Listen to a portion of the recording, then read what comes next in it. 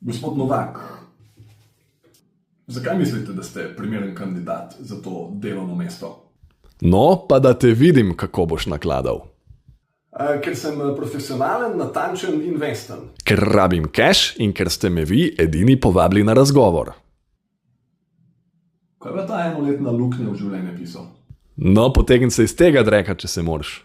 Vzel sem si prosto za potovanja, za delo na sebi, da sem lahko še boljši v tem, kar počnem. Doma sem pohal in se praskal po jajcih. Super je bilo. Veste, gospod Novak, pri nas v podjetju smo kot družina. Mislite, da bi se lahko vklopili s takšno kulturo podjetja? Dela ne o konc, ko greš domov. In vtikal se bom v tvoje zasebno življenje. A boš zmogel? Ja, seveda.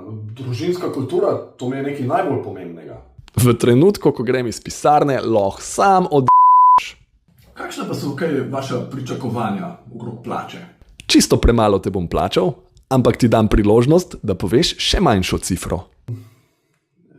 Ja, 2500 evrov. A sem rekel premalo?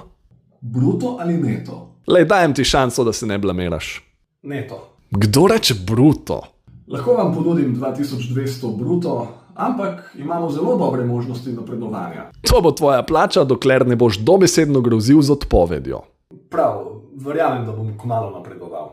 Delal bom lih tok, kolikor me plačate. Premalo.